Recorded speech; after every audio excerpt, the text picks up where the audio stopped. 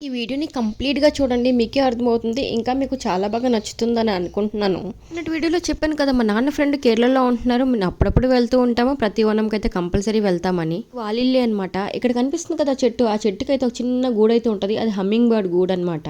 Birds ఈ గార్డెన్‌లోకి వస్తూ పోతూ ఉంటాయన్నమాట. చూడడానికి ఎంత బావుంటదంటే మరి మాటల్లో చెప్పలేను. కేరళలో ఇల్లు, ఆ ఇంటి చుట్టూ గార్డెన్ చూడడానికి ఎంత బావుంటాయంటే ఆ 2 కళ్ళు కూడా సరిపోవన్నమాట.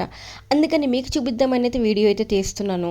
ఇంటి చుట్టూ అయితే చిన్న చిన్న మొక్కలైతే పెంచుకున్నారు. గేట్ అవతల అయితే చాలా రకాల పళ్ళ చెట్లయితే ఉన్నాయి. మనం నెక్స్ట్ రోజు వాళ్ళ ఇంటికి లంచ్‌కి ఇన్వైట్ చేయడమే కాకుండా ఆ నైట్‌కి కూడా ఏంటంటే చికెను ఇంకా సేమియా పాయసం కూడాను ప్యాక్ చేశారు. దాంతోపాటు పచ్చిమిరపకాయలు, కరివేపాకు ప్యాక్ చేయడానికి ఆ అంకుల్ పచ్చిమిరపకాయలు తెంపుతున్నారనమాట. చూడడానికి అవి చిన్న పచ్చిమిరపకాయలు కానీ చాలా ఘాటు ఉంటాయని చెప్పి మరీ అయితే పంపించారు.